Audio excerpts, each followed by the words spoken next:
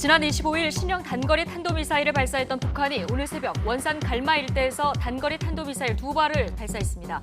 오늘 발사한 미사일의 고도는 약 30km, 비행거리는 약 250km로 추정됐고 우리 군은 대비 태세를 유지하고 있습니다. 북한이 엿새 만에 또 탄도미사일을 발사함에 따라 청와대는 오전 11시부터 긴급 국가안전보장회의를 열고 미사일 발사와 현재 안보 상황 등을 논의하고 있습니다. 청와대는 이번 미사일의 정확한 재원을 한미 정보당국이 분석 중이라고 설명했습니다. 강경화 외교부 장관이 태국에서 열리는 아세안 외교안보 포럼에 참석하기 위해서 출국했습니다. 강 장관은 ARF 참가국들에게 일본 수출 규제 조치의 부당함을 분명하게 지적했다고 밝혔는데 일본 외무상과의 만남이 성사될지 주목됩니다. 서청원 의원을 단장으로 한 국회의원 10명이 일본을 방문해서 1박 2일간 의원 외교 활동을 벌입니다.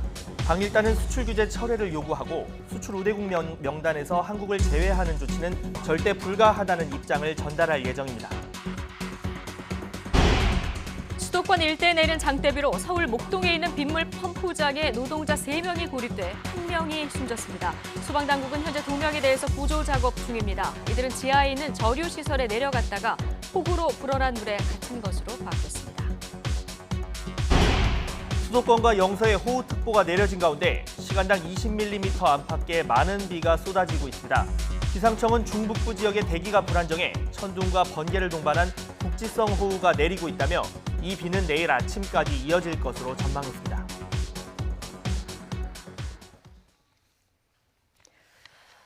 네, 뉴스뉴스 2부 이어가겠습니다. 지금 국회에서 정보위원회가 열리고 있는데요. 관련한 속보관까지 들어왔는데 이것부터 좀 전해드리고 가겠습니다. 북한이 공개 잠수함, 지난번에 그 잠수함을 공개를 했었는데요. 김정은 위원장이 시찰도 했었고요. 여기에 대한 파악된 정보인 것 같습니다.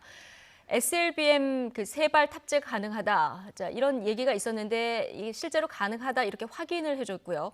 2016년 8월 SLBM 시험 발사한 고래급 잠수함보다 큰 규모다 이렇게 전해지고 있습니다. 네, 지금은 아직까지는 진수 전 단계로 판단된다고 밝히고 있고요. 국방부는 이어서 북한이 3,000톤급 잠수함을 건조하고 있다고 그동안 계속 공언을 해왔는데 이번에는 3,000톤급이라고 명시는 하지 않았지만 그에 준하는 분위기를 풍기면서 신형 잠수함을 공개했다 이렇게 설명을 하고 있습니다. 네, 군 정보당국자 관계자의 발언이고요. 그리고 지난 5월 4일에 북한의 미사일 발사가 있었는데요.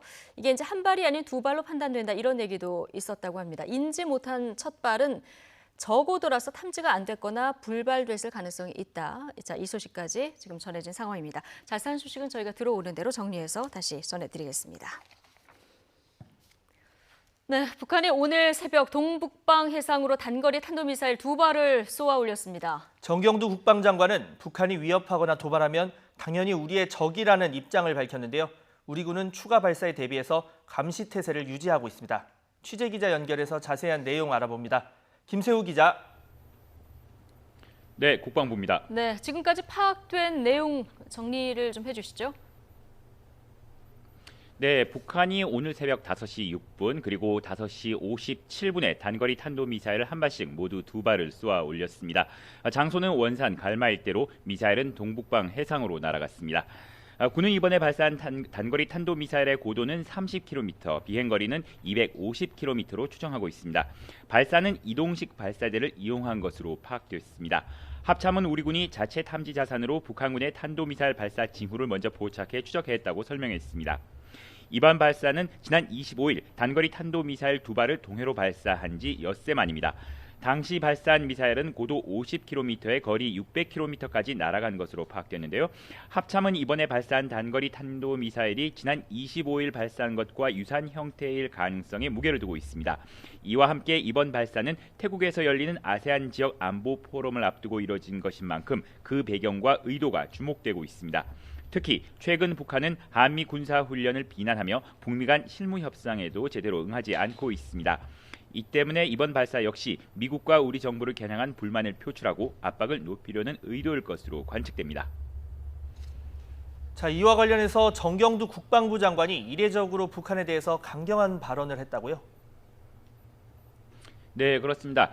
정경두 국방부 장관은 한국국방연구원이 개최한 포럼의 기조연설에서 북한의 핵미사일 위협은 여전히 지속되고 있다며 북한이 계속 도발한다면 당연히 우리의 적이라고 밝혔습니다. 정 장관의 이 같은 발언은 지난 9월 취임한 이후 북한을 겨냥한 가장 강력한 표현입니다. 다만 정 장관은 9.19 남북 군사 합의를 충실하게 이행해 한반도 평화 정착을 뒷받침해 나갈 것이라며 이는 우리 군의 강력한 힘과 대비 태세가 있기 때문이라고 설명했습니다. 이와 함께 남북 관계가 좋아져도 한미 동맹은 여전히 중요하다며 북한의 핵미사일에 대응하기 위한 한미 간 맞춤형 확장 억제 전략도 지속적으로 보장될 것이라고 강조했습니다. 또 한미 연합 연습과 훈련도 변함없이 실시하고 있다며 한반도 평화 정착을 위한 여건 조성을 위해 일부 조정하긴 했지만 과학화된 훈련 시스템으로 과거보다 훨씬 높은 성과를 달성했다고 말했습니다. 지금까지 국방부에서 YTN 김세호입니다. 북한의 잇따른 미사일 발사에 대해서 청와대는 국가안전보장회의 NSC 긴급 상임위원회를 소집했습니다. 북한의 의도와 안보 상황, 또 남북 관계와 비핵화 협상 등에 미칠 영향과 대응 방안을 논의할 것으로 보이는데요. 취재기자 연결해서 알아봅니다. 김도원 기자. 네, 청와대입니다. 네, 청와대도 지금 현 상황이 급박하다 이렇게 판단을 하고 있는 겁니까? 그렇습니다. 청와대는 정의용 국가안보실장 주재로 국가안전보장회의 NSC 긴급 상임위원회를 소집했습니다. 상임위는 오전 11시부터 열렸고 아직 계속되고 있습니다. 상임위는 북한의 미사일 발사와 현재의 안보 상황 등을 논의할 거라고 고민정 청와대 대변인은 밝혔습니다. 북미 비핵화 실무협상 재개와 다음 달 한미 연합훈련을 앞둔 상황에서 북한이 잇따라 무력 시위에 나선 의도와 대응 방안이 중점 논의될 전망입니다. 청와대는 상임위가 끝나면 오후에 북한의 이번 미사일 발사에 관한 정리된 입장을 발표할 예정입니다.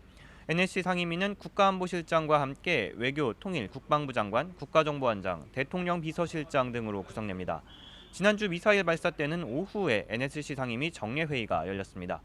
문 대통령은 오늘 새벽 북한의 미사일 발사 직후 즉각 보고를 받았고 분석 상황 역시 수시로 보고받고 있다고 청와대는 밝혔습니다.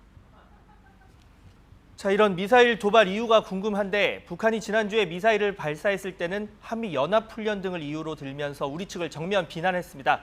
이번에도 비슷한 이유일까요? 네, 현재 NSC에서 분석 중이겠습니다만 그런 의도도 담겨 있을 것으로 보입니다. 북한은 지난주 미사일 발사 사실을 밝히면서 김정은 국무위원장의 발언을 공개했는데요. 김 위원장은 남측 당국자들이 앞에선 평화의 약수를 연출하면서 뒤돌아서는 합동 군사연습을 강행하는 이중적 행태를 보이고 있다고 비난했습니다. 한미연합 군사훈련을 예정대로 진행한다는 우리 입장에 변함이 없는 만큼 북한도 맞대응 성격의 무력 시위를 계속하는 것 아니냐는 관측입니다. 앞서 김현철 통일부 장관은 북한의 미사일 발사가 남북 군사합의의 취지에 맞지 않는다고 평가하기도 했는데요. 남북 군사합의엔 대규모 군사훈련에 대해 남북 군사공동위원회를 열어서 협의한다고 규정돼 있지만 현재 관련 논의는 중단된 상태입니다. 청와대는 그동안 한반도 평화를 위한 대화의 동력을 살려가겠다는 입장에 변화가 없다면서 북한의 미사일 발사는 한반도 긴장 완화에 도움이 되지 않는다고 비판했는데요. 북한의 잇따른 미사일 발사에 대해 청와대가 어떻게 평가하고 대응할지 주목됩니다. 지금까지 청와대에서 YTN 김도원입니다. 네, 잇따른 북한의 탄도미사일 발사에 대해서 정치권도 일제히 비판의 목소리를 냈습니다. 여당인 더불어민주당은 북한의 위협 행동이 남북과 북미 관계 개선에 방해만 된다면서 즉각 중단을 촉구했고 반면 자유한국당은 명백한 9.19 남북 군사합의 위반이라며 합의를 파기해야 한다고 강조했습니다. 국회 연결합니다. 김영수 기자. 네, 국회입니다. 네, 북한의 잇따른 탄도미사일 발사에 대한 정치권 반응 어떻게 나오고 있습니까? 네, 먼저 더불어민주당은 북한의 미사일 발사가 한반도 평화에 전면으로 역행하는 것이라면서 강력한 항의의 뜻을 표했습니다. 이인영 원내대표는 이 같은 행동이 반복되면 남북과 북미 관계 개선에 방해만 된다고 지적했습니다. 북은 9.19 군사합의 정신을 준수하여 평화를 해치는 일체의 위협과 행동을 즉각 중단할 것을 강력히 촉구합니다. 자유한국당은 북한에 잇따른 탄도미사일 발사 도발은 9.19 남북 군사합의와 유엔 안보리 결의 위반이라고 강조했습니다. 나경원 원내대표는 9.19 합의 이후 북한이 미사일 도발을 3차례 하면서 삼진아웃됐다며 합의 파기를 촉구했습니다. 북한은 이미 미사일 도발을 세 차례 함으로써 5월 그리고 이번에 2번 더 함으로써 삼진 아웃됐습니다. 남북 군사 합의 파기해 주십시오. 이런 가운데 한국당은 안보 태세를 유지해야 한다면서 청와대 핵심 참모들이 참석할 예정이던 국회 운영위원회 전체 회의를 연기하자고 제안했고 민주당이 이를 수용했습니다. 네, 일본 수출 규제 관련 얘기도 해보겠습니다. 오늘 국회 차원의 방일단이 출국하는 계획이었는데 조금 전 도착을 했다고요? 네, 그렇습니다. 최다선 의원이자 일본 통인 서청원 의원이 이끄는 방일단이 조금 전에 일본에 도착했습니다. 서 의원은 일본 공항에서 YTN 기자와 만나 양국이 엄중한 상황인 만큼 윤활유 역할을 하도록 하겠다고 밝혔습니다. 1박 2일 동안 일본 정치권 인사들을 만나는 방일단 일정 굉장히 빡빡한데요. 일단 자민당 소속인 이란 의원 연맹의 누카가 후쿠시로 회장을 만나고 공명당의 대표단도 면담합니다. 무엇보다 핵심은 오늘 오후로 예정된 자민당 니카이 도시히로 간사장과의 만남이 될 것으로 보입니다. 아베 총리의 최측근으로 알려진 만큼 니카이 간사장과의 면담 결과로 우리 방일단 파견의 성과를 판가름할 수 있을 것으로 보입니다. 국회에서는 여야 5당이 참여하는 일본 수출 규제 대책 민관정 협의회 첫 회의가 열리기도 했습니다. 지금까지 국회에서 전해드렸습니다. 강경화 외교부 장관은 오늘 일본의 수출 규제 조치가 부당하다는 것을 분명히 지적하고 일본과 다른 여러 나라 외교 장관들에게 규제가 중단돼야 하는 점을 알리겠다고 밝혔습니다. 강경화 장관은 아세안 지역 안보 포럼 ARF에 참가하기 위해서 태국 방콕으로 출국하기 전에 이같이 밝혔습니다. 강 장관은 이어 군사 긴장 완화와 북미 대화에 도움이 되지 않는 북한의 단거리 탄도미사일 발사는 중단돼야 한다는 점을 분명히 한다고 강조했습니다. 강 장관은 다음 달 3일까지 방콕에 머물며 ARF 외교장관 회의 등 각종 다자 회의에 참석하고 일본, 미국, 중국 등과의 양자 회담을 갖는 방안도 추진하고 있습니다. 미국이 한국과 일본 두 나라의 분쟁 중지 협정의 서명 검토를 촉구하고 있다고 로이터 통신이 보도했습니다. 양국 갈등에 대해서 당사자 해결 원칙을 지키던 미국이 입장을 바꾼 건데요. 당장 태국 방콕에서 열리는 ARF, 이 아시아 지역 안보 포럼에서 한미일 3국의 외교장관들이 한자리에서 만나게 될지 주목됩니다. 기정훈 기자의 보도입니다. 협상 기간 동안 분쟁 중지에 합의해라. 미국이 한국과 일본 두 나라의 분쟁 중지 협정 합의를 촉구했다고 로이터 통신이 보도했습니다. 스탠드 스틸, 즉 협상 시간을 벌기 위해 심각한 외교적 분쟁을 중지하는 협정에 서명할 것을 검토하라고 했다는 겁니다. 어느 한쪽을 편들기 어렵다며 당사자 해결 원칙을 내세우던 것에서 한 발 나아간 것으로 해석됩니다. 트럼프 대통령은 양국이 원하면 개입하겠다는 다소 애매한 입장을 밝힌 적이 있습니다. If they would both want me to, I'll be. It's like a full-time job, getting involved between Japan and South Korea. 다만 내용에 직접 개입하기보다는 신사 협정을 통해 사태 악화를 막고 시간을 벌려고 모색하는 걸로 보입니다.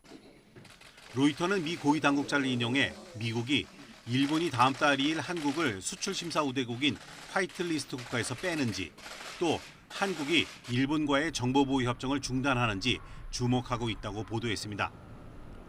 이런 가운데 이번 주 태국 방콕에서 열리는 ARF, 아세안 지역안보 포럼에서 한미일 외교장관 회담이 열릴 예정입니다. 마이크 폼페이오 미국 국무장관은 ARF에서 한일 외교장관을 각각 만난 뒤 셋이 함께 만나 나아갈 길을 찾도록 장려할 계획이라고 언급했습니다. 또 한일 두 나라가 각자에게 좋은 지점을 찾는 것은 미국에도 중요한 것이라면서 좋은 대화를 통해 좋은 지점에 이를 수 있기를 바란다고 말했습니다. 앞서 미국은 데이비드 스틸웰 동아시아 태평양 담당 차관보의 아시아 순방에 맞춰 한미일 차관보급 3자 협의를 제안했지만 일본 측이 반응을 보이지 않았던 것으로 알려졌습니다. YTN 기정훈입니다. 일본 정부가 모레 가기에서 우리나라를 화이트리스트에서 배제할 거란 전망이 나오는 가운데 청와대는 우리 측의 외교적 해결 의지는 유효하다고 강조했습니다. 청와대 핵심 관계자는 한일 양국뿐만 아니라 한미 또 미일이 문제 해결을 위해서 다각도로 소통하고 노력하고 있다며 이같이 말했습니다. 이 관계자는 또 미국 측이 한일 양국의 현상 동결을 요청했다는 외신 보도가 나온 데 대해서는 그만큼 미국도 일본의 수출 규제 조치로 인한 한일 갈등을 우려하는 것으로 보인다고 밝혔습니다. 갑작스런 폭우로 인한 비 피해가 속출하는 가운데 서울 목동의 한 빗물 펌프장에서 빗물 배수 시설을 점검하던 작업자 3명이 고립됐습니다. 1명이 숨졌고 또 2명이 실종이 됐는데요. 현장 연결해서 자세한 구조 상황 알아봅니다. 김우준 기자. 네, 서울 목동 빗물 배수 시설 사고 현장에 나와 있습니다. 네, 구조 작업이 지금 한창 진행되는 것으로 보이는데 조금 전 연결했을 때와 현장 상황 어떻게 변화가 있습니까? 네, 일단 제 뒤로 보이는 것이 바로 사고 현장입니다. 보시다시피 119 구조대원들이 고립된 작업자들을 구조하기 위한 작업을 한창 벌이고 있는데요. 고립된 3명 작업자 가운데 1명은 심정지 상태로 발견됐지만 결국 숨졌습니다. 숨진 직원은 50대 한국인 남성 협력업체 소속 직원으로 알려졌습니다.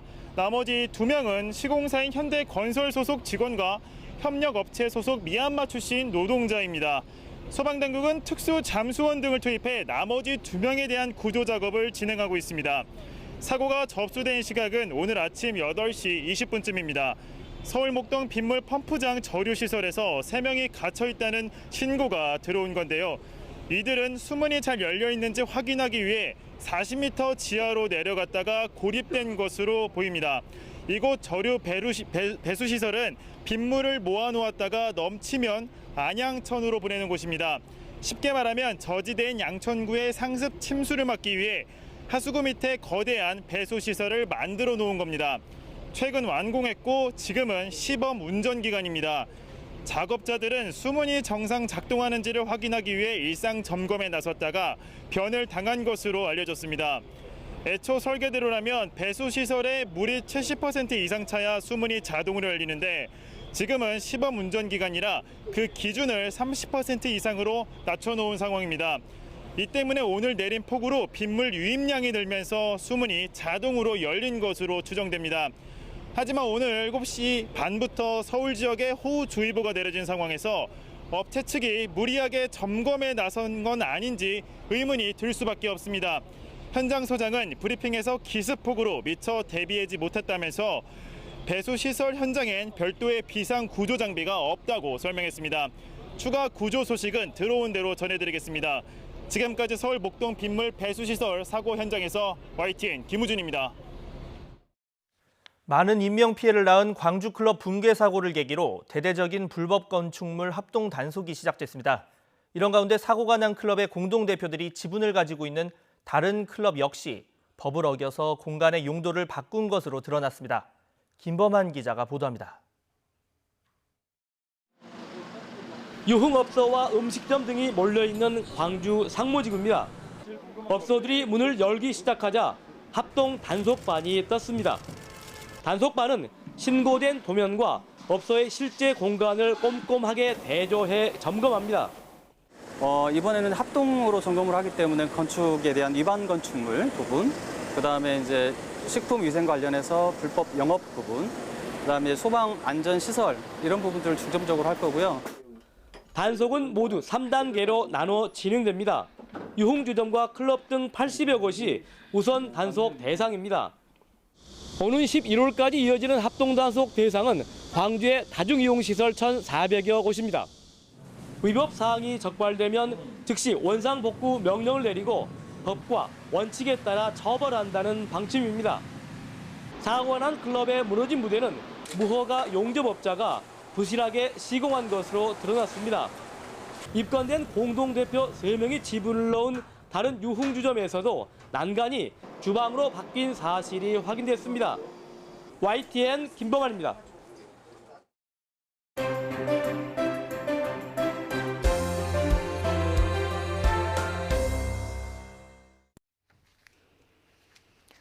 네, 북한은 오늘 새벽 또 미사일을 발사했습니다. 일본이 화이트리스트 배제라는 추가 보복 결정을 내릴 시한은 이틀 앞으로 다가왔습니다. 최근 이 국내외적 외교안보 현안이 잇따르면서 정치권에서도 각종 대응에 나섰는데요. 여야의 목소리 직접 들어보겠습니다. 전재수 더불어민주당 의원 그리고 성일종 자유한국당 의원 두 분 모시고 이야기 나눠보겠습니다. 어서 오십시오. 안녕하십니까. 예, 좀 걱정입니다. 북한이 엿새 만에 또 미사일을 발사했습니다. 여야는 한 목소리로 질타를 했는데요. 먼저 이 얘기 듣고 오시겠습니다. 북은 9.19 군사합의 정신을 준수하여 평화를 해치는 일체의 유역과 행동을 즉각 중단할 것을 강력히 촉구합니다. 아울러 북의 이러한 행위가 반복될 경우 어렵게 마련한 남북관계와 북미관계 개선에 중대한 장애만을 조성하게 될 것임을 엄중히 경고합니다. 북한의 이러한 미사일 도발은 작년 남북 군사합의, 9.19 군사합의의 명백한 위반입니다. 북한은 이미 미사일 도발을 세 차례 함으로써 5월 그리고 이번에 2번 더 함으로써 삼진 아웃됐습니다. 남북 군사합의 파기해 주십시오. 한미일 안보협력 체계를 즉각 정상화 복원시켜야 된다라고 생각합니다. 필요하다면 북한의 핵무장에 맞서서 한미일 3국이 공동 관리하는 핵 잠수함 체제를 가동해야 된다라고 생각합니다. 네, 지금 여야의 얘기 다 듣고 오셨습니다. 일단 NSC는 조금 전에 11시부터 개최가 됐습니다. 청와대도 이제 상황을 좀 심각하게 보는 것 같습니다. 예, 그렇습니다. 일단 오전 11시에 조금 전에 NSC 긴급 상임위원회가 열렸고요. 청와대는 NSC 회의를 개최를 하고 군은 군대로 지금 정확한 사태 파악을 위해서 긴급하게 움직이고 있는 것으로 그렇게 알고 있습니다. 예, 지금 정치권에서 한 목소리로 북한을 규탄하는 것까지는 똑같은데요. 그 방점이 찍혀 있는 부분, 또 해법에 대해서 좀 차이가 있는 것 같습니다. 지금 두 가지 정도를 좀 짚어보려고 하는데, 일단 9.19 군사합의. 여당에서는 북한의 준수해라 압박하는 수준인데, 지금 한국당에서는 군사합의 그냥 이제 삼진 아웃됐으니까 파기하라, 이런 입장인 거죠? 그렇습니다. 군사합의 1조에 보면은 육상, 또 해상, 공중 모든 곳에서 일체 적대 행위를 하지 않는다라고 되어 있거든요. 그런데 지금 북한이 5월 달에 2번에 걸쳐 가지고 미사일을 발사를 했어요. 7월 달에 또 2번을 발사했다는 것이죠. 북한이 얘기하고 있는 것은 이게 가짜 평화고 위장 평화입니다. 지금 남북이 함께 합의해 놓은 이 합의서도 준수가 안 되는데 지금 이것을 굳이 우리가 이거에 매달릴 필요가 있을까요? 이 부분은 굉장히 국가 안위적 측면에서 위중하기 때문에 이 부분은 파기해야 한다고 생각을 합니다. 3개월에 3번. 너무 자주 발사를 하니까 이 정도면 파기해야 되는 수준이 아니냐. 지금 한국당은 이런 입장인데요. 우리 자유한국당 의원님들께서는 너무 조급하신 것 같아요. 너무 조급합니다. 민족의 문제, 남북의 문제는 이렇게 조급한 마음을 가지면 절대 안 됩니다. 저희들이 지난 70년간의 분단 상태를 겪어온 거 아닙니까? 70년 동안 얼마나 많은 적대적 관계를 지속해 왔습니까? 70년 동안 그래 해왔던 걸 어떻게 하루 이틀 만에 또는 1, 2년 만에 한반도에 영구적이고 항구적인 평화체제를 마련하겠습니까? 불가능한 것이거든. 그래서 저희들이 조급하지 말고 좀 진득하게 그러나 주도 면밀하게 저희들이 대응을 해야 된다 이렇게 생각을 합니다. 더더구나 북한의 9.19 군사합의에 대해서는 대한민국 정부의 통제 영역 안에 있다. 이렇게 말씀드립니다. 그래서 우리 국민들께서 안심하셔도 되고요. 저희들이 통제 가능한 수준에 있고 더더구나 저희들은 미국과의 공조에 있어서는 숨소리까지도 공조한다는 이야기를 들을 정도로 지금 잘 공조를 하고 있다는 말씀을 드립니다. 제발 조급하지 않았으면 좋겠다는 말씀 다시 한번 드리도록 하겠습니다. 조급하다고 하는 말은 전혀 맞지 않는 이야기죠. 70년 동안 누가 대한민국의 안보를 위협을 했고 침공을 누가 했나요? 천안함 사태를 누가 저질렀나요? 우리가 참고 기다려온 것이 70년입니다. 역으로 얘기해 보십시다. 정확하게 우리가 냉정한 상황을 우리가 분석을 해야 되고요. 우리 정부에서 큐를 보냈잖아요. 이 돈을. 뭐라 그랬습니까? 괴뢰가 보낸 전리품이라고 그랬습니다. 이번에 미사일 쏴놓고 뭐라 그랬어요? 남조선 당국자, 대통령을 얘기하시는 거 지칭하는 거잖아요. 당국자한테 경고를 보낸다 그랬습니다. 아니 합의서 써가지고 지금 잉크도 안 발랐는데. 이 부분은 그 가짜 뉴스다 우리 정보 당국이 밝힌 부분이 있어서. 어떤 거를 가짜 뉴스라는 거지? 북한의 그 입장이 전리품이다 이렇게 얘기한 부분은 이건 가짜 뉴스다 이렇게. 자, 그래서 그건 그럼 제가 다시 확인을 하겠습니다. 그래서 지금 남조선 당국자한테 엄중한 경고를 우리 대통령한테 엄중한 경고를 보낸다 그랬어요. 이렇게 미사일 쏜 이유를 분명하게 밝힌 겁니다. 그런데 이 부분에 대해서 우리가 또 인내하자는 겁니까? 예. 있을 지금, 수 없는 일입니다. 예. 이 평화는요. 힘이 뒷받침되지 않는 평화는 지킬 수가 없는 겁니다. 우리가 70년 동안 인내를 했고 그동안 우리 정부들이 오락가락하면서 갈짓자를 걸으면서 북한 핵 개발과 여러 군비를 증강하는데 우리가 잘못한 것입니다. 지금이라도 정신 바짝 차려야 되고요. 예. 미국하고 숨소리까지 공조한다 그랬습니다. 정말 그렇게 되기를 바랍니다. 예, 북한이 너무 자주 도발을 하다 보니까 지금 한반도 평화 프로세스 이게 이제 긴 호흡으로 가야 하긴 하지만 정부 여당에서는 이 큰 방향성을 유지한다는 입장이기 때문에 이제 전략 수정을 해야 되는 거 아니냐 이런 입장이신데요. 성일종 의원님께서 하시는 말씀 무슨 의미인지는 잘 압니다. 그럼에도 불구하고 지난 70년간의 적대적 행위, 극단적으로 적대 관계가 고소됐던 적도 있습니다. 그때 그 상황들을 저희들이 70년의 분단 역사를 보자면 북한이 취하고 있는 말 한마디, 행동 하나하나에 대해서 저희들이 그렇게 과민 반응을 하고 또 조급하게 생각을 하면 안 됩니다. 저희들은 굳건한 안보 태세 위에서 주도 면밀하게 이 상황을 관리를 해서 그렇게 해서 이 한반도의 평화 프로세스를 밟아 나가자는 것입니다. 그런 식으로 적자적으로 뭐 일 있을 때마다 극단적인 언어를 동원을 해가지고 하는 것은 이 남북 사이의 평화 체제를 만드는데 절대 도움이 되지 않는다는 말씀을 드리고요. 다시 한번 말씀을 드리지만 한국과 미국은 숨소리까지 공조를 하고 있습니다. 그리고 지금 벌어지고 있는 일련의 사태에 대해서는 한국 정부와 미국 정부가 긴밀한 관계 속에서 통제되고 있는 영역에 있다. 이런 말씀을 드립니다. 70년의 이 적대적 관계를 해소하는 데 있어서는 지난한 과정이 필요합니다. 어떤 우여곡절이 생길지도 모릅니다. 그러나 이것을 우리가 통제를 잘하고 주도 면밀하게 한다면은 평화 프로세스가 계속해서 잘 진척될 수 있다. 저는 그런 믿음을 가지고 있습니다. 긴 호흡으로 봐야 된다 이런 얘기를 해주셨는데요. 자, 한국당에서는 지금 핵 무장론이 다시 지금 솔솔 고개를 들고 있는 상황입니다. 조금 전에 정진석 의원 얘기도 들어보셨지만 핵 잠수함 상시적으로 배치하자 이런 얘기가 나왔거든요. 이 주장에 대해서 민주당에서는 어떻게 보고 계십니까? 저는 참 어떻게 말씀을 드려야 될지 굉장히 황당한데요. 우리는 NPT 회원국입니다. 핵확산 금지 조약에 가입을 해 있고요. 그다음에 자유한국당 의원님들께서 핵무장론을 주장을 하면 미국이 반대할 거라는 걸 뻔히 압니다. 이게 불가능하다는 걸 알매도 불구하고 왜 이런 주장을 할까? 저도 굉장히 의아스럽습니다. 그래서 제가 여기 나오기 전에 우리 자유한국당에서 핵무장론이 어제 오늘의 일이 아닙니다. 이게 보면은요.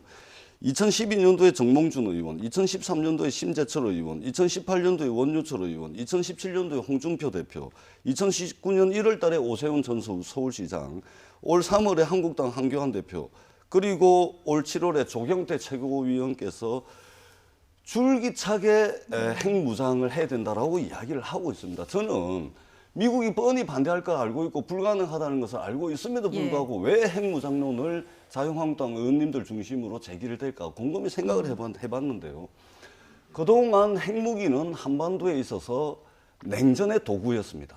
철저하게 핵무기는 냉전의 도구로 쓰였는데 이 냉전의 도구가 작동을 하면서 한반도의 냉전 체제가 조성이 됐고 그 위에서 자유한국당이 사실은 존재를 해왔던 정당입니다. 근데 이 냉전 체제가 해체가 되니까 자유한국당이 설 자리 하나를 잃은 것이죠. 그렇게 해서 다시 핵무장론을 꺼내면서 한반도 이 평화 국면을 냉전 국면으로 돌리려고 하고 그리고 이 냉전 국면 속에서 자유한국당이 살 길을 모색하는 것이다. 이렇게밖에 해석할 수가 없습니다. 불가능한 것을 왜 이렇게 주장을 합니까? 그렇게 해야 됩니까? 지금 핵무장론 주장에 대해서 현실적으로 이제 미국의 반대 등으로 이게 이제 현실성이 있느냐 이 문제하고 그다음에 이제 북한의 핵 폐기를 하라 이렇게 주장하면서 이게 논리상으로 맞느냐 민주당에서 이렇게 보고 있는데요. 남북의 군사 균형은 이미 완전히 깨졌습니다. 핵은 절대무기입니다. 우리가 진 겁니다. 그러면 우리가 어떻게 존재하고 있는가? 미군이 있기 때문에 북한이 못 내려오고 있는 거예요. 우리가 언제까지 미국에 의존할 겁니까? 저는 이 부분에 대해서 핵을 갖는 것도 우리 방법입니다. 지금 NPT 얘기하셨는데요. 자국의 안보적 상황이 심각한 위협을 받았을 때는 통제하고 해제할 수 있습니다. 또 하나 중요한 건 뭐냐면 우리가 핵을 갖자고 주장을 하면 미국이 반대할 겁니다. 그럼 미국에 잠수함이 됐든 전술핵이 있든 들어와 가지고 나토에 준하는 그러한 핵을 우리 정부하고 협의해서 쓸 수 있도록 권한을 가져야 북한에 대한 핵에 대해서 우리가 제어가 되는 겁니다. 이미 북한이 핵을 갖고 있는데 그럼 우리는 그럼 두 손 놓고 있자는 얘기입니까? 그러면 지금 이 핵도 그렇습니다. DJ 정권 때 뭐라고 했는가? 북한은 핵을 개발할 의지도 능력도 없다 그랬습니다. 그런데 어떻게 됐습니까? 지금 핵을 몇십 개씩 갖고 있지 않습니까? 이 상황에서 그럼 우리 국민을 어떻게 보호할 겁니까? 우리 국민 어디를 믿을 겁니까? 우리가 핵을 개발을 해서 또 개발한다고 하면 미국이 반대한다고 할 때 그럼 미국이 핵 우산에 대해서 우리한테 보호를 하든지 가져오든지 어느 선택을 하나 가질 수 있을 거 아닙니까? 균형이 맞아야 협상이 되고 균형이 맞아야 평화의 무드로 끌어내서 북한을 변화시킬 수 있는 거 아니겠어요? 이것도 아무것도 안 가져놓고 지금 와가지고 북한하고 협상 타령만, 평화 타령만 한다고 한다면 국민을 어디에 지금 내몰자는 겁니까? 죄송합니다만 한 가지만 짧게요. 여쭤볼까요? 예. 예, 한 가지만 제 그 의원님께 여쭤보도록. 지금 의원님 말씀은 한미동맹을 심각하게 위협하는 말씀입니다. 한미동맹을 굉장히 심각하게 위협하는 그런 말씀인데 만약에 우리가 핵무장을 한다 칩시다. 그러면 그 핵무기에 대한 통제권은 누가 가집니까? 미국이 가집니까? 한국이 가집니까? 우리가 자체적으로 개발하게 되면 우리가 갖는 것이고요.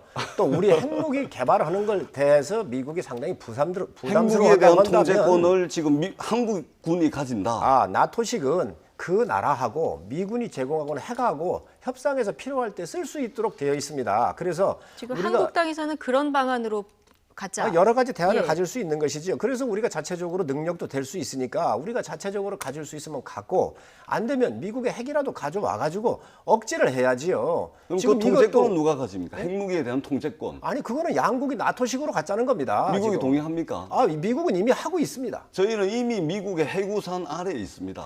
해구산을 한미 군사 동맹 체제가 이미 돼 있고요. 핵우산이라고 하지만 한반도에 핵이 없지 않습니까? 그렇기 때문에 예. 지금 북한이 저렇게 날뛰고 있는 거예요. 그래서 우리가 제어를 하려고 한다면 자체적으로 하자는 것도 하나 대안이 될 수 있고 예. 자체적이 아니 된다고 한다면 미국하고 공조해서 나토식 이러한 개념으로 핵을 가질 필요가 있다고 생각을 합니다. 저도 미국이 동의를 해서 우리 남한에 핵무기가 배치가 되고 남한 주도로 핵무기가 우리나라 정부가 주도를 해서 핵무기를 개발을 했고 그리고 그 핵무기에 대한 통제권을 대한민국 정부와 대한민국 군대가 가진다면 저도 동의를 할 수가 있습니다. 그런데 지금 의원님 하시는 말씀은 미국이 반대하는 걸 뻔히 알면서도 한반도에 남한에 우리 이 한국에 핵무기를 배치를 하자.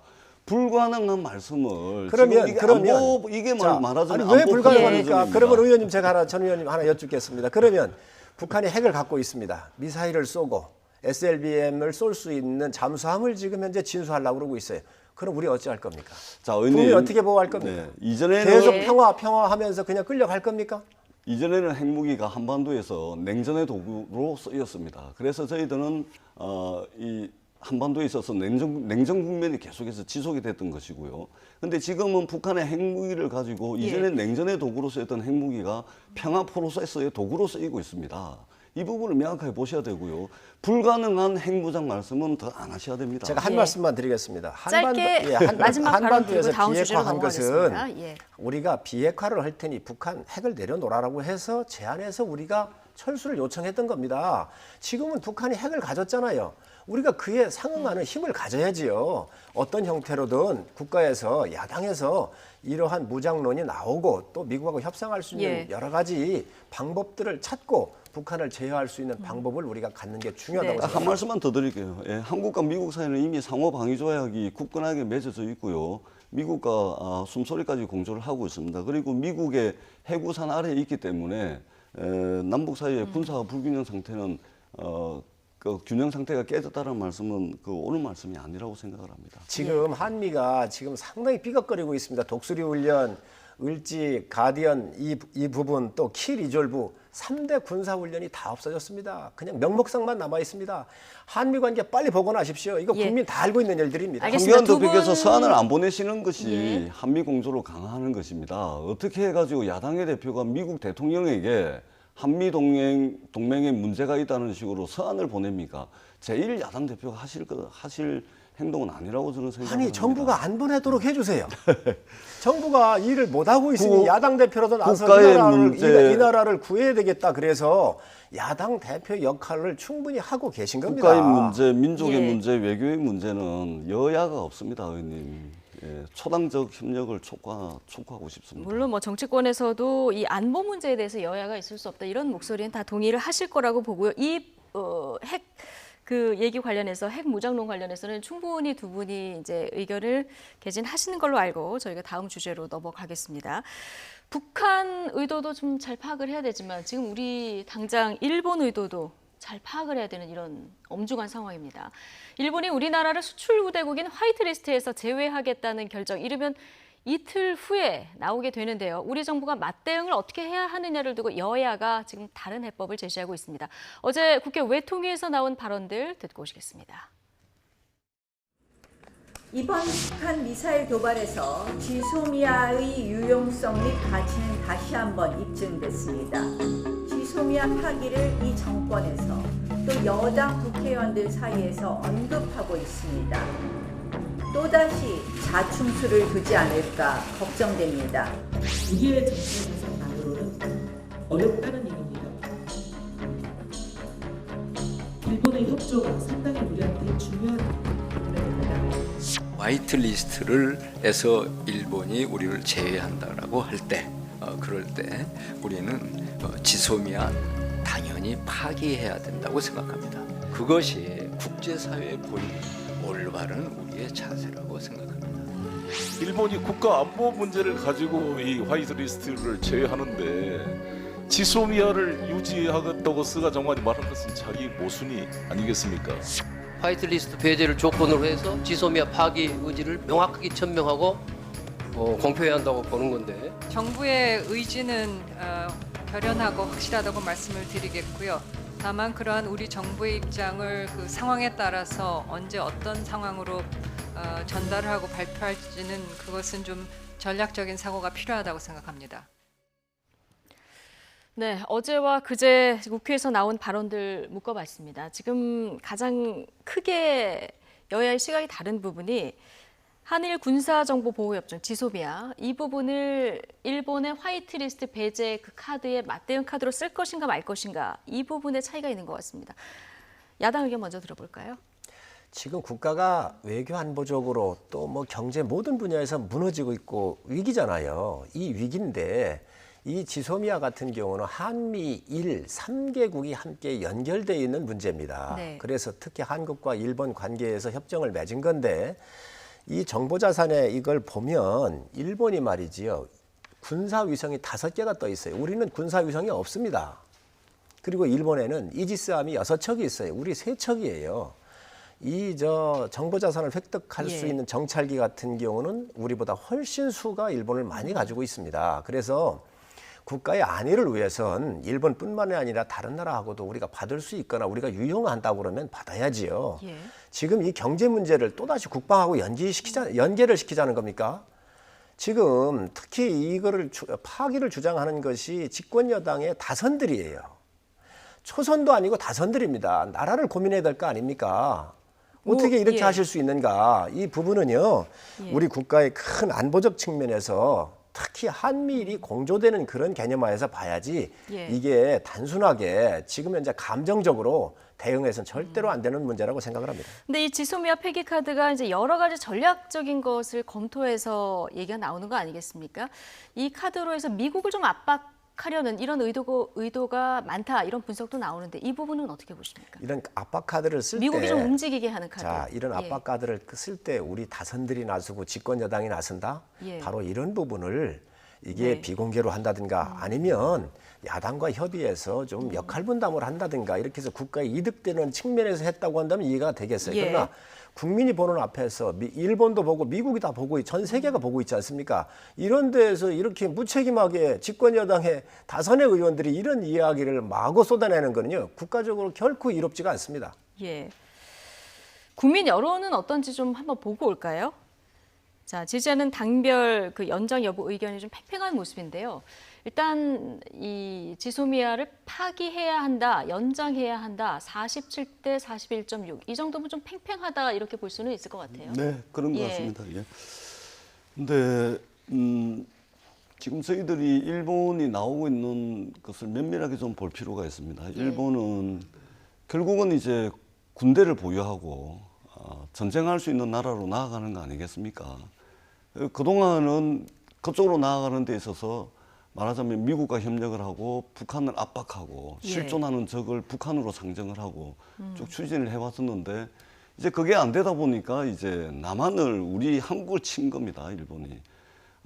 대부분의 경우에 전쟁을 하건 뭘 하건 어린아이들이 싸움을 하더라도 말하자면 됐나 됐다 이런 식으로 해서 선전포고라는 것이 있는데 이것은 선전포고도 없이 기습 침략을 한 것이죠.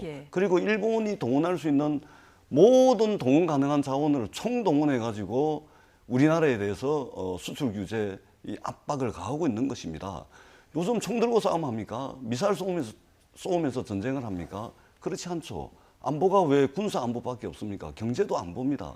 일본이 저렇게 동원 가능한 모든 자원을 다 동원을 해서 우리나라에 선전포고도 없이 기습 침략을 했는데 어떻게 저희들이 동원 가능한 자원이 있다면 동원하지 않겠습니까? 해야 되는 것이죠. 그리고 민주당의 다선 의원들께서 지소미아 파기 이야기를 하는 것은 대단히 복잡한 외교적 전략이 있습니다. 그냥 막 하는 이야기가 아닙니다. 한미일 사이에 다양한 외교적 카드 중에 이제 하나인 것이고 지소미아 파기라 그래서 그 파기만 있는 것이 아니고 그거를 가지고 쓸 수 있는 여러 가지 카드들이 있다는 말씀을 드립니다. 서일정 의원님, 일본이 사실 일본에서 수입해간 물품이 북한으로 흘러들어가고 이게 안보와 직결이 되고 그래서 우리를 못 믿는다. 그래서 수출 규제한다 이런 얘기를 하지 않았습니까? 우리를 못 믿는다고 하는데 또 지소미아는 유지해야 된다 이런 입장을 보이고 있어요. 이거는 일본의 논리는 어떻게 보십니까? 자, 이 지소미아 문제는 일본만의 문제가 아닙니다. 미국이 연결돼 있거든요. 그렇죠. 일본이라는 날 우리가 잘 봐야 합니다. 일본은요, 네덜란드가 제해권을 갖고 있을 때 네덜란드에 붙었어요. 영국이 세계적인 초강국으로 군림할 때 영국하고 붙어가지고 청일 러일 전쟁을 치렀습니다. 지금 초강대국이 미국이잖아요. 미국의 이야기를 듣습니다. 이걸 파괴했을 경우에 미국으로부터의 일본의 압박을 상당히 부담스러워할 겁니다. 그래서 이런 국제적인 여러 가지 그 정치적으로 연결돼 있는 전략적으로 연결돼 있는 이런 부분에서 봤었을 때 일본은 굉장히 실용적으로 접근할 것이다 이렇게 보여지고 지금 우리가 국가 실리적 측면에서 우리가 접근해야 한다는 거지요. 이것도 국방 문제도 그렇고요. 그래서 이런 것들을 이게 쉽게 책임 있는 집권 여당의 다선들이 얘기한다는 게 참으로 한 사람도 아니지 않습니까? 벌떼같이 일어나고 있습니다. 아니 이게 나랍니까 이게? 정말로 냉정하게 하고 우리 전 의원님께서 이제 전략적 말씀을 하셨는데 만약에 그 전략적 마인드가 있다고 한다면 좋겠습니다. 그러나 그 전략적 마인드가 감정적으로 지금 최재천 의원 같은 경우 뭐라 그랬어요? 전에 다 얘기했잖아요. 이번에 또 이걸 얘기를 했습니다. 파기하자고. 이렇게 이게 우후죽순처럼 이렇게 정도는 안 되고 이렇게 해서는 국가적으로 도움이 안 된다는 근데 거죠. 다선 의원들 좀 감정적으로 대응하는 것이 옳지 않다 얘기를 해주셨는데 지금 민주당 내에서도 좀 신중론 얘기들도 동시에 나오고 있는 이런 상황인데요. 이 이야기 잠깐 듣고 오시겠습니다.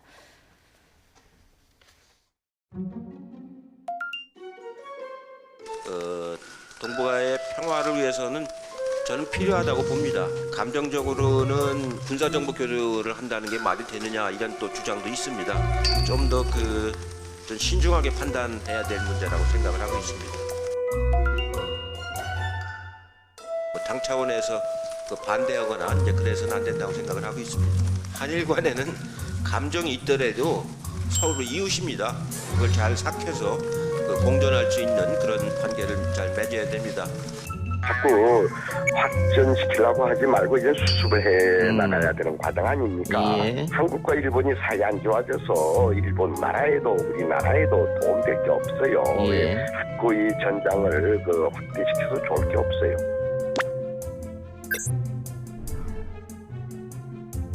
일본 정부의 화이트리스트 배제 시 가장 높은 수준의 대응에 나서야 하겠습니다. 당정청은 화이트리스트 배제뿐만 아니라 다양한 시나리오를 두고 만반의 대응 태세를 갖춰 나가도록 하겠습니다. 한일 관계는 과거의 일방적인 관계가 아닙니다. 일본 정부는 감정에 휘둘리지 말고 현 상황을 차분하고 정확히 판단해서 문제 해결을 위한 대화에 나서야 합니다. 돌아올 수 없는 다리를 건너지 않기 바랍니다. 지금 화이트 리스트에 대해서는 배제 조치에 대해서는 단호하게 대응을 하되 지금 여러 가지 뭐 도쿄올림픽 보이콧 얘기도 나오고 있고 이런데 지금 한일 군사정보보호협정 조금 전에 얘기한 이 문제까지 조금 신중하게 보자. 여당 내에서도 이런 얘기가 나오고 있는데요. 이것은 어떻게 뭐 투트랙 전략이라고 보면 될까요? 네, 오늘 이해찬 대표께서 하신 말씀은 그야말로 최고 단계의 전략적 발언이다. 네. 이렇게 봐주시면 될 것 같습니다. 지금 이것은 한일 사이에 경제 전쟁은 물론이고 외교 전쟁이 벌어지고 있는 상황입니다. 지금 자유한국당 의원님들께서 경제, 안보, 외교 다 무너지고 있다 이렇게 말씀을 하시는데 설사 무너지고 있더라도 그렇게 말씀을 하시면 안 됩니다. 지금 한일 사이에 외교 전쟁, 경제 전쟁이 벌어지고 있는 사이에 이 지금 내부 총질 이야기를 하는데 이것은 국민들께 내부 총질로 비춰질 수가 있습니다. 그래서 오늘 이해찬 대표의 발언은 고도의 전략적 발언으로 이해를 해주시면 될 것 같고요.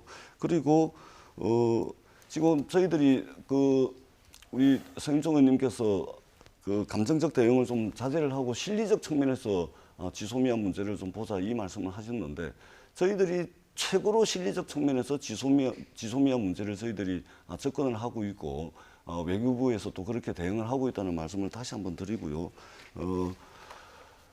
감정적 대응을 하지 말라라고 말씀을 하시는데 이것은 일본 정부를 향해서 하셔야 될 말씀이지 지금 우리 정부를 향해서 하실 말씀은 절대 아닙니다. 그리고 저희들이 감정적 대응으로 비춰질지는 모르지만 정말로 주도 면밀하게 하나씩 다 준비를 하고 있다는 말씀을 다시 한번 드립니다. 예, 다선의 이해찬 대표 발언 조금 전에 듣고 오셨는데 최고의 전략적 발언이다 이렇게 얘기를 하셨습니다. 그 말씀에 동의할 수 없는 것이 지금 국민 감정에 불을 넣은 게 누군가요? 조국 수석을 비롯한 죽창 들고 싸우자, 쫄지 말자 다 이래가지고 이게 여권이 만들어 놓은 이 함정이었고 여권이 만들어 놓은 이 기름 부은 이런 형국입니다. 그래서 이게 이렇게 끌고 온 거예요. 일단 국민 감정의 분노를 불러일으킨 것은 일단 일본이 먼저고. 네. 자, 그래서 지금 민주연구원이 이 반일 감정을 일으켜가지고 선거에 도움이 된다라고 하는 이 연구 용역 이 보고서까지도 냈잖아요. 지금. 자, 그런데 이렇게 험악한 이 국가적 상황에서 자제하고 조심해야 될 여권의 다선의 의원들이 기승전 다 이 총선으로 가 있어요. 이게 과연 나라가 도움이 되겠습니까? 예. 제가 이 말씀으로 이걸 좀 마무리하고 싶은데 옛날 그 DJ 대통령께서 일본에 가셔서 연설하실 때 이렇게 하셨어요. 일본에게는 과거를 직시하고 역사를 두렵게 여기는 진정한 용기가 필요하고 한국은 일본의 변화된 모습을 올바르게 평가하면서 미래의 가능성에 대한 희망을 찾을 수 있어야 한다. 이게 김대중 대통령께서 일본 의회에 가서 연설하셨던 말입니다. 예. 다시 한번 우리 집권 여당이 냉정을 찾으시고 이 DJ 대통령께서 말씀하셨던 걸 되돌아보셨으면 좋겠습니다. 자, 한 말씀만 꼭 드릴게요. 대한민국 국민이 청와대 수석 한 분의 한 말씀으로 또는 SNS, 페북으로 대한민국 국민들이 들불같이 일본 제품 불매운동하고 들고 일어날 정도가 아닙니다. 조국 수석 때문에 그런 것이 아니고 대한민국 국민들이 자발적으로 스스로 애국심으로 민족적 각성으로 들고 일어났다는 말씀을 꼭 드리고 싶고요. 조국 수석이 부추긴 게 아닙니다. 대한민국 국민이 그렇게 어리석은 줄 압니까? 청와대 수석 한마디에 대한민국 국민들이 들고 일어나고 깔아앉고 그럽니까? 그것은 굉장히 위험한 발언입니다. 그리고 지금 이루어지고 있는 국민들의 자발적 불매운동은 1910년도에 불법적으로 병합되고 난 뒤에 1919년도 들불처럼 일어났던 3.1운동, 민족적 대각성에 의해서 3.1운동이 일어났죠. 그리고 그것의 결과물로 상해 임시정부가 수립되고 난 뒤에 100년 만에 일본에 대해서 우리 대한민국 국민들이 대대적인 민족적 각성의 과정을 거치고 있는 것으로 봐주셔야 됩니다. 여기에 대해서 정치하는 사람들이 어떻게 대응을 해야 되겠습니까? 예. 국민들께 박수를 보내는 거 아니겠습니까? 잠깐 그것만 제가 말씀드리겠습니다. 사드 문제가 이제 우리 사드 문제를 30초만 중국이 드리겠습니다. 알겠습니다. 사드 문제가 불거졌을 때 중국 정부가 어떻게 했습니까? 우리 롯데마트에 가가지고 화염병 던지고 불 사르고요. 관광객 안 보내고 한류 스타들 출연 안 시키고 이런 짓거리를 했습니다. 이게 만불도 채 안 되는 그 대국이라고 얘기했던 중국의 모습이었습니다. 우리 민족 어떻습니까? 위대한 민족입니다. 그런데 우리 민족이 냉정하게 가고 또 국민들이 이런 운동할 수 있습니다. 그런데 청와대에 있는 대통령의 측근이 죽창 들고 싸우자는 게 그럼 잘단 말입니까? 제가 10초만 말씀드리면 안 되겠습니까? 사드는요, 박근혜 대통령께서 결정을 하신 것이고요. 그 다음에 우리가 중국의 식민지 살았습니까? 일본의 식민지 살았습니까? 일본의 식민지를 36년을 살았고요. 중국과의 무역에 있어서는 저희들은 흑자를 어마어마하게 보고 있습니다. 일본하고는요, 근 20년 동안 900조 가까이 적자를 보고 있습니다.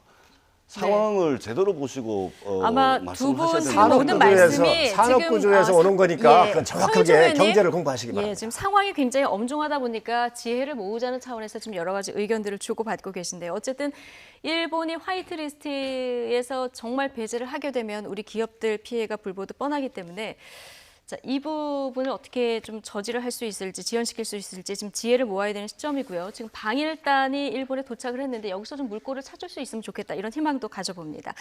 다음 주제로 남은 시간 동안 넘어가서 좀 얘기를 해보겠습니다.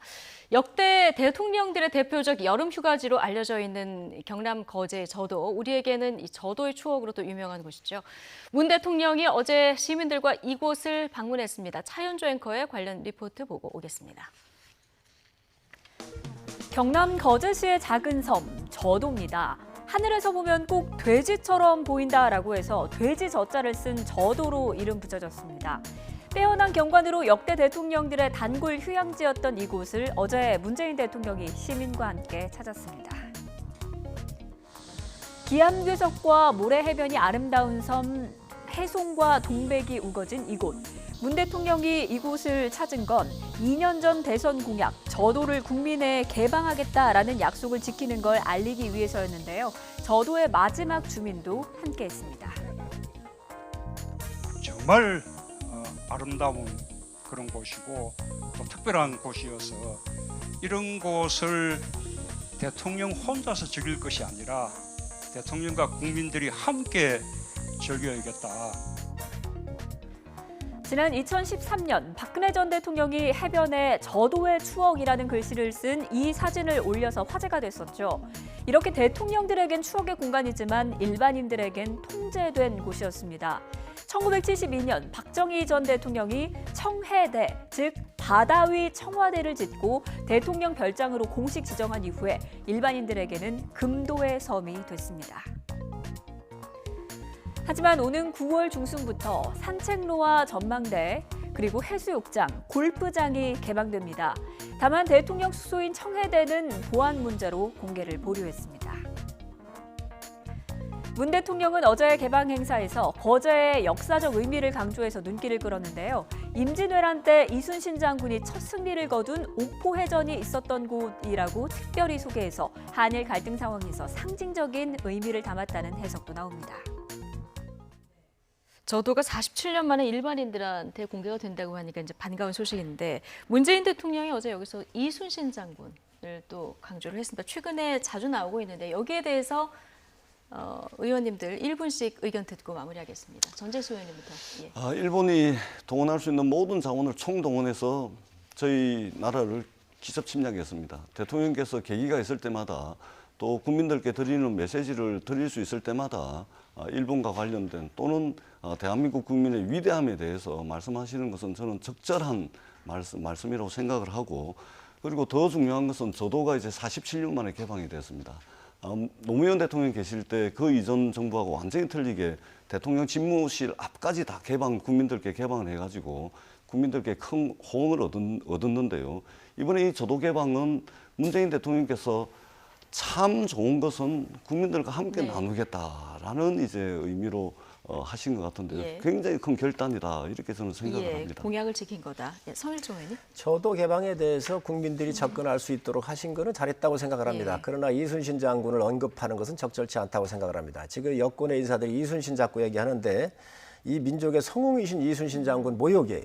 이순신 장군은 임금께서 이 견내량을 이 전략적 요충지로 삼아가지고 한산도에 있으면서 3년 6개월 동안 전쟁을 안 하고 준비를 하고 있었거든요. 그때 조정 대신들 원균이를 비롯한 사람들이 나가서 싸워야 한다 그랬어요. 이순신 장군이 나가서 싸우면 괴멸될 수가 있기 때문에 임금이 명령한 것도 나가지 않고 참고 그리고 감옥을 가서 국문까지 당하고 오신 분입니다. 그래서 정말 냉정하게 국익을 위해서 조선을 위해서 대처했던 이 정신을 배워야지 지금 이순신 장군을 이런 문제에 끌어들이는 것은 바람직하지 않습니다. 꼭 그렇게 말씀을 하셔야 되겠습니까? 예. 이게 사실입니다. 저희 다음에 한번 다시 이 문제 얘기하도록 하죠. 오늘 여기까지 듣겠습니다. 전재수 더불어민주당 의원, 성일종 자유한국당 의원 두 분과 함께했습니다. 고맙습니다. 감사합니다.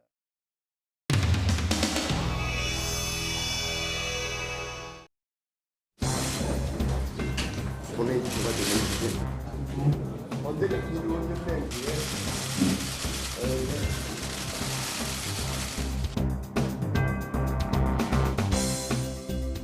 이 문제에 대해서는 정부가 1차적으로 외교적으로 해결해야 할 문제지만 국회의원들 우리가 해야 할 역할이 무엇인가?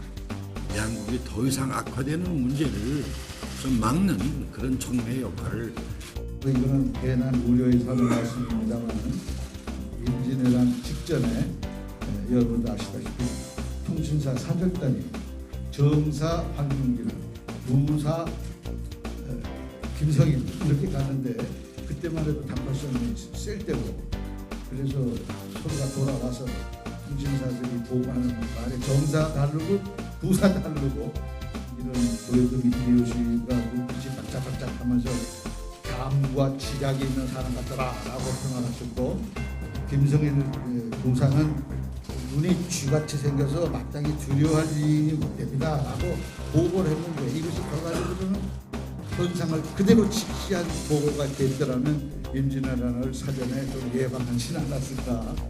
이렇게 5당이 동시에 가는 방일단이 전례 없는 일이고 하셔서 추후에 이견이 혹시 있더라도 한 목소리를 내주시기를 기대합니다.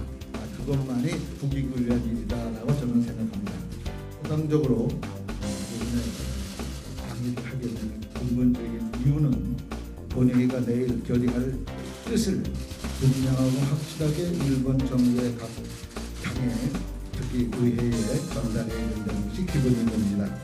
그 두 가지가 있는데 하나는 7월 4일 날 수출 규제 조치한 걸 즉각 철회하라는 것 하나, 또 한 가지는 화이트리스트에서 한국을 제외하는 조치가 있어서는 절대 안 되겠다.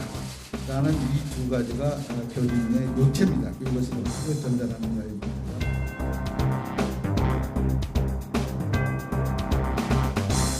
좀 미진한 부분이 있고 결정이 안 된 부분이 있는데 우선 결정된 것만 말씀드리겠습니다.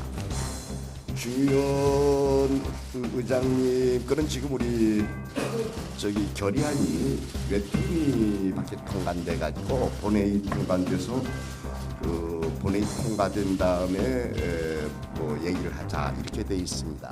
현재는 우리가 성명서를 총 결의안을 받고 보내고 할 입장이 아니다. 이런 식의 거실에서 중요한 의장 면담은 일단은 빠졌습니다.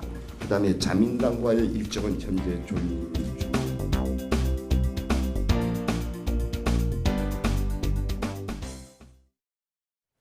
일본 수출 규제 조치와 관련해서 여야 의원들로 구성된 국회 대표단이 오늘 일본을 방문했습니다. 특히 오후에는 집권 여당인 자민당의 지도부와 만나서 우리 측의 입장을 전달할 예정인데요. 일본 도쿄가 있는 취재 기자 연결합니다. 우철이 기자. 네, 일본 도쿄입니다. 네, 우리 국회 대표단 일본에 조금 전 도착했다고요? 네, 그렇습니다. 우리 국회 대표단 조금 전인 오전 11시쯤 이곳 일본 도쿄에 도착을 했습니다. 지금 제 뒤로 호텔이 보이실 텐데요. 이곳이 우리 국회 대표단이 오늘 묵는 숙소이자 또 첫 일정인 한일의원연맹 소속 일본 측 의원들과 오찬 간담회를 진행하는 장소입니다. 저도 조금 전에 이곳 호텔에 도착을 했는데 한국 취재진은 물론이고 일본 취재진들의 모습도 상당히 많은 숫자가 보였습니다. 일본 측의 관심을 어느 정도 느낄 수 있는 대목입니다. 네, 일단 지금 이번에 일본을 방문한 우리 측 방문단은 여야 5당이 함께하는 10명으로 구성이 됐습니다.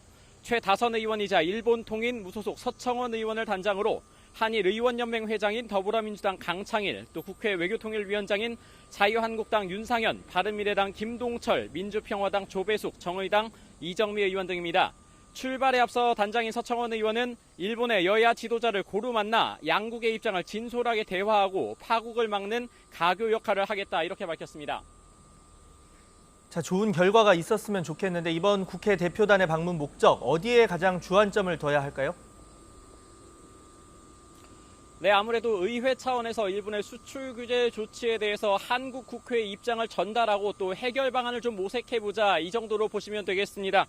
특히 앞서 우리 국회 외교통일위원회는 보복적 수출 규제 조치에 대해서 철회 촉구 결의안을 의결한 만큼 규제 조치 철회를 거듭 촉구할 것으로 보입니다. 또 모레로 예정된 일본 강요회의에서 논의할 것으로 알려진 한국의 화이트리스트 제외 조치는 절대 불가하다는 입장도 강력하게 전달할 예정입니다.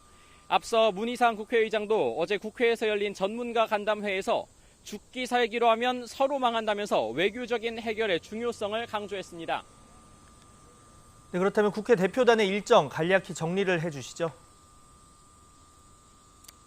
네, 우리 국회 대표단 1박 2일 일정으로 이곳 일본 도쿄에 도착을 했습니다. 앞서 말씀드린 대로 지금은 오늘 숙소에서 지금 현재 한일의원연맹 소속 일본 측 의원들과 오찬 간담회를 진행을 하고 있습니다.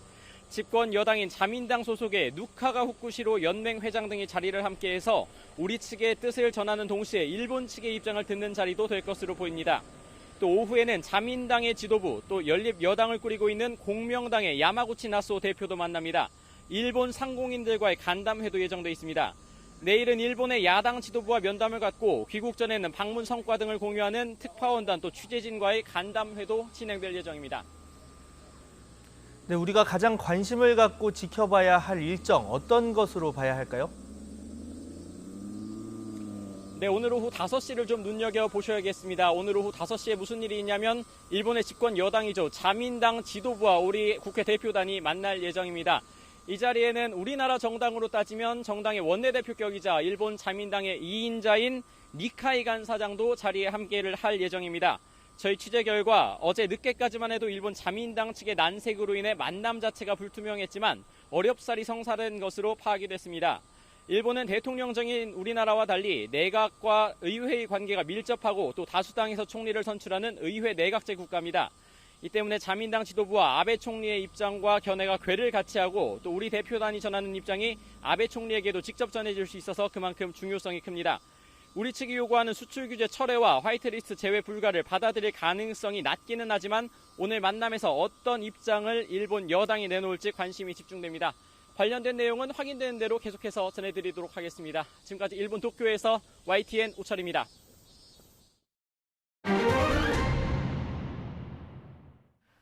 그룹 빅뱅의 멤버 대성이 서울 강남에 소유한 건물을 둘러싸고 각종 의혹이 본물 터지듯 쏟아지고 있습니다. 성매매 알선의 마약 유통, 경찰 유착 의혹까지 불거지자 전담팀이 꾸려졌는데요. 자세한 내용 취재기자 연결해서 들어보겠습니다. 이영원 기자.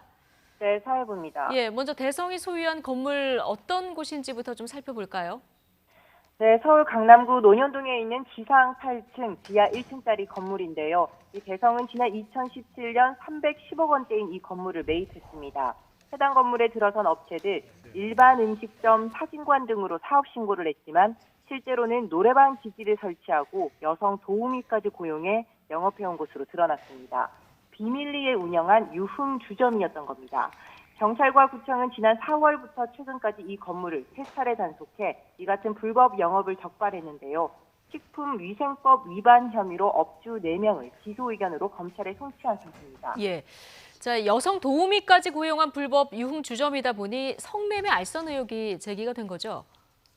네, 해당 업소는 일반인들이 접근할 수 없는 회원제로 운영된 곳으로 전해졌습니다. 네. 성매매까지 알선했다는 의혹이 불거졌지만 진위는 확인되지 않았습니다.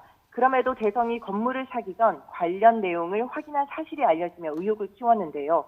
이 대성은 불법 영업이 있었는지 제대로 인지하지 못했다며 소속사를 통해 사과문까지 냈지만 곧장 거짓말 논란에 휩싸였습니다.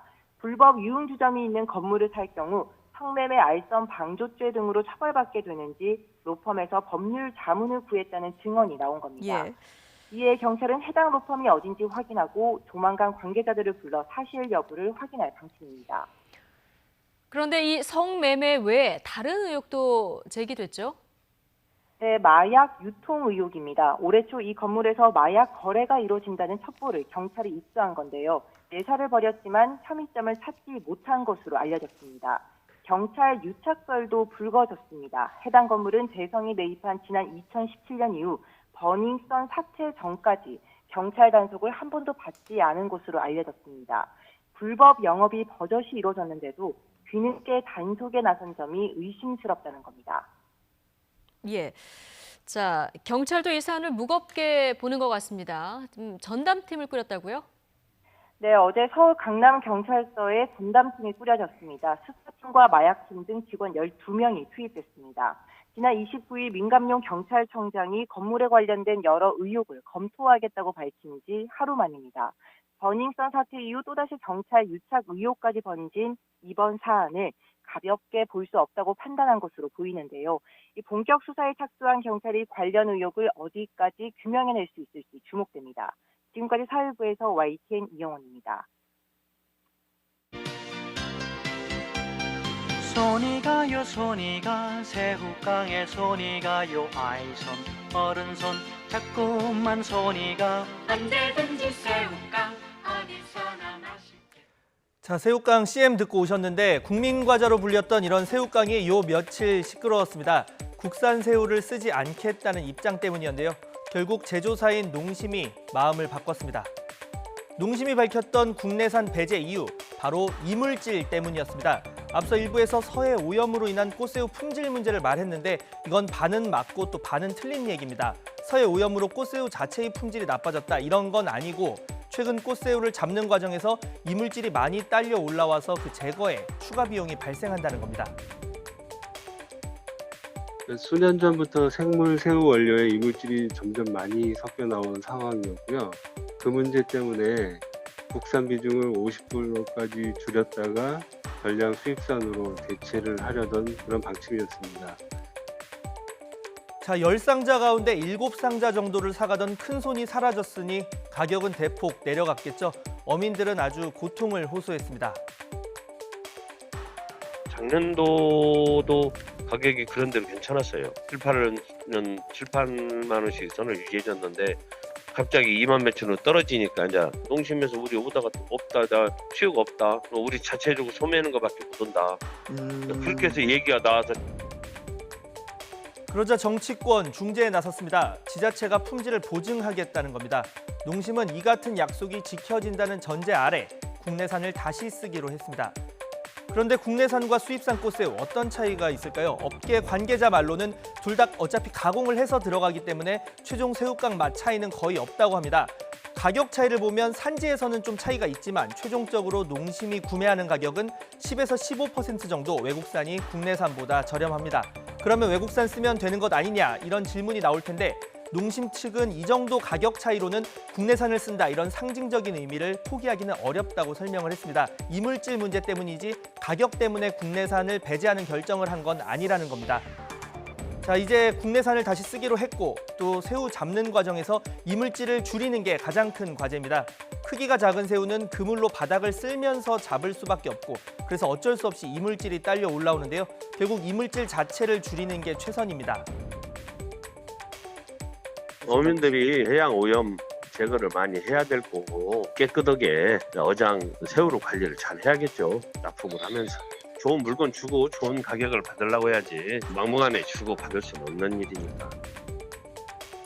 물론 어민의 노력만으로는 불가능하겠죠. 정부도 해양 쓰레기 심각성을 느끼고 있습니다.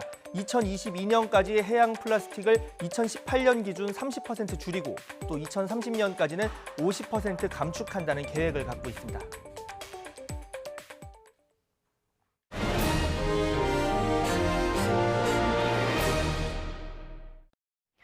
국회 패스트트랙 충돌 사태와 관련해서 민주당 소속 의원 3명이 오늘 추가로 경찰에 출석해 조사를 받았습니다. 조사에 앞서 소환에 불응하고 있는 한국당을 향해 공세를 계속 펼쳤는데요. 직접 들어보시겠습니다. 국회 폭력 사태의 피해자라고 할 수 있는 민주당 의원들은 성실히 조사에 임하는데 가해자라고 할 수 있는 한국당 의원들은 전혀 조사에 응하지 않고 있어서 대단히 유감이고요. 그분들에게만 취해법권의 특권이 부여되어 있는지 묻고 싶습니다. 저희는 그리고 저는 국민과 법 앞에 서는 정상적인 정당과 국회의원이기를 지향합니다. 호날두 정당을 그만 지향하고 메시 정당으로 거듭 태어나기를 바랍니다. 충북 청주에서 실종된 여중생 조은누리 양을 찾기 위한 합동수색이 9일째 이어지고 있지만 여전히 별다른 단서 등을 찾지 못하고 있습니다.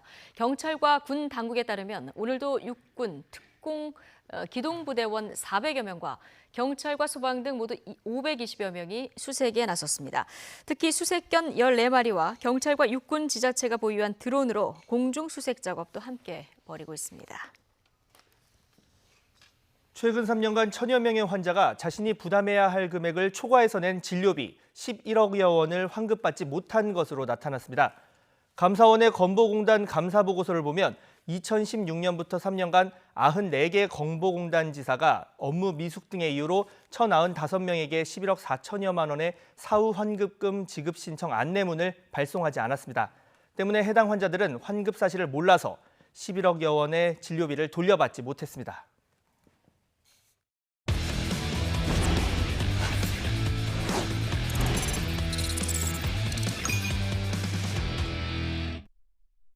스포츠 소식 알아보는 시간입니다. 정규 시즌을 앞두고 팀과 함께 투어 중인 손흥민 선수가 레알 마드리드전에서 아깝게 득점 기회를 놓쳤습니다. 이 밖에 스포츠 소식 서봉국 기자와 함께합니다. 안녕하세요. 안녕하세요. 네, 지난주에 중국 투어를 마치고 또 이번에는 독일에서 친선 경기에 토트넘이 나섰다고요? 그렇습니다. 쟁쟁한 유럽 4팀이 나선 아우디컵 대회에 참가를 했는데요. 손흥민 선수 선발 출장을 해서 66분 동안 활약하면서 승리에 한 몫을 했습니다. 자, 세계 최고의 골키퍼 가운데 한 명입니다. 레알 마드리드 나바스 골키퍼인데요. 자책골 위기를 선방으로 막아냅니다. 자기 수비의 발에 맞았죠. 토트넘 중거리 슛으로 몸을 날려서 쳐냅니다. 자, 후반 장면이 가장 아까웠는데요. 14분입니다. 손흥민 선수 공을 잡았습니다. 여기서 왼발 슛. 자, 아깝게 다시 거미손에 막혔습니다. 토트넘은 전반에 나온 해리 케인의 결승골을 끝까지 잘 지켜서 1대0으로 이겼습니다. 결승에 올랐고요. 반면에 최근 4경기에서 14골이나 내준 마드리드, 지단 감독의 고민이 깊어지고 있는 모습입니다. 자, 결국에 실전을 통해서 이렇게 팀 전략을 점검하고 담금질을 하는 기간이 투어 기간인데 결승전 상대가 정해졌다고요? 그렇습니다. 간판 골잡이 뮬러가 해트트릭을 달성한 바이에른 미넨입니다. 미넨은 터키 페네르바체를 대파했는데요. 득점 장면 보시겠습니다. 자, 2대0으로 앞서던 전반 31분입니다. 뮬러 선수가 상대 수비의 어설픈 플레이를 틈타서 자신의 첫 골을 넣었습니다. 이후에는 4대0이던 44분인데요. 동료 선수가 페널티킥을 얻어내죠. 키커는 뮬러입니다. 가볍게 성공하면서 두 번째 골을 기록합니다. 자, 후반 13분입니다. 뮬러가 미드필드에서 동료의 긴 패스를 받았죠. 골키퍼가 골문을 비운 것을 보고 장거리 슛을 때렸습니다. 해트트릭을 완성했습니다. 미네는 절묘한 패스 플레이로 페네르바체 수비를 농락하면서 6대1 대승을 거뒀습니다.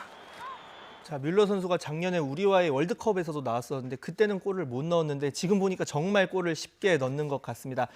자, 호날두 선수 이야기 해보겠습니다. 호날두 노쇼 논란 영국 BBC도 다뤘다고요? 그렇습니다. 영국 공영방송 BBC가 팩트 위주로 한국 언론 등을 인용해서 보도를 했습니다.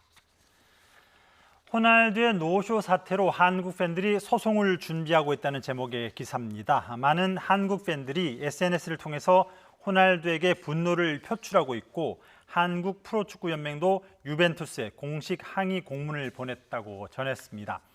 또 호날두가 경기 당일 후반 10분이 지나도 출전할 기미가 보이지 않자 대행사의 대표가 네드베드 유벤투스 부회장을 찾아서 직접 항의했다고도 덧붙였습니다. 자, 마지막으로 류현진 선수 소식입니다. 싸이 영상 레이스를 위해서 가장 중요한 경기일 수 있는데 내일 콜로라도전 원정 경기에 12승 재도전한다고요? 그렇습니다. 어제도 잠깐 전해드렸는데요. 내일 새벽 4시 10분 쿠어스필드 원정에 나섭니다. 자, 흔히 이곳은 투수들의 무덤이라고 합니다. 고도가 높아서 공기가 희박하고요. 그런 만큼 투수들의 제구는 잘 안 되고 홈런 타구가 많이 나오는 구장입니다. 류현진 투수도 콜로라도의 홈구장인 이곳 쿠어스필드에서 성적이 좋지 않습니다. 통산 5차례 선발 등판했는데요. 1승 4패, 평균 작자점 5점대로 고전을 하고 있습니다. 어제 다저스는 일본인 투수 마에다가 등판했는데 4이닝 6실점 하면서 9대1로 크게 졌습니다. 오늘은 토니 곤슬린 등이 잘 이어 던지고 터너 등이 홈런 4방을 치면서 9대4로 이겼습니다. 류현진 투수는 지난 2014년 코스필드에서 6이닝 3피안타 1실점으로 유일한 승리 기록이 있는데요. 내일 본인의 시즌 12승 그리고 팀의 3연전 위닝 시리즈를 위해서라도 호투가 필요해 보입니다. 네, 한 8이닝 1실점 정도 소식 기대를 해보겠습니다. 자, 오늘 준비한 소식은 여기까지입니다. 지금까지 스포츠부 서봉국 기자였습니다. 수고하셨습니다. Daly's looking to get onto this outside as he got a get out ball there. Good pressing again from defensive mistakes. They're in. The box left hand side. Daly went down. Absolutely no. Got a little bit of height on it.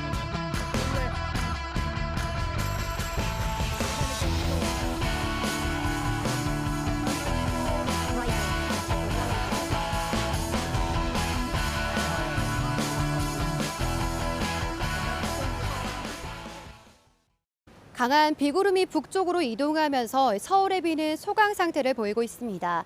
호우특보는 모두 해제가 되는데요. 하지만 안심할 수는 없습니다. 밤사이 다시 강한 비구름대가 발달하면서 중부지방을 중심으로 시간당 20mm 이상의 강한 비를 뿌릴 것으로 전망됩니다. 야간 취약 시간대에 집중될 것으로 보이는 만큼 비 피해 없도록 각별히 주의하시기 바랍니다. 현재 레이더 영상입니다. 강한 비구름은 대부분 북한 지방으로 올라갔고요. 경기와 영서 지방에 시간당 10mm 안팎의 비가 이어지고 있습니다. 어제부터 지금까지 내린 비의 양을 보겠습니다. 인천 옹진군에 134.5mm의 비가 왔고요. 강원 철원군에는 112.5mm, 경기 연천군에도 96mm의 많은 비가 내렸습니다. 비는 내일 아침까지 수도권과 영서 북부에 20에서 70mm가 더 내리겠고 그 밖에 중서부에도 5에서 40mm의 비가 오겠습니다. 남부와 제주도에는 오후 한때 5에서 30mm의 소나기가 지나겠습니다. 비가 내리는 중북부 지역은 폭염특보가 해제되면서 무더위가 주춤하겠습니다. 서울과 춘천 29도로 어제보다 1에서 2도가량 낮겠습니다. 하지만 여전히 폭염특보가 발효 중인 충청 이남과 동해안은 33도 안팎의 찜통더위가 이어지겠습니다. 강릉과 대구 35도, 광주 33도로 어제만큼 덥겠습니다. 비가 그친 후 내일부터는 다시 기온이 상승 곡선을 그리겠습니다. 다음 주 월요일 서울 낮 기온 35도까지 치솟으며 무더위가 절정에 달할 전망입니다. 장마가 끝나면서 휴가 떠난 분들 많으시죠? 무더위 속 기습적인 소나기가 쏟아질 가능성이 있습니다. 피서객들은 날씨 정보 꼼꼼히 확인하셔서 비 피해 없도록 대비해 주시기 바랍니다. 지금까지 상암동 야외 스튜디오에서 YTN 홍나실입니다. 네, 7월의 마지막 날 수요일 뉴스앤뉴스 마치겠습니다. 잠시 뒤 노종면의 더 뉴스가 이어집니다. 시청해 주신 여러분 감사합니다.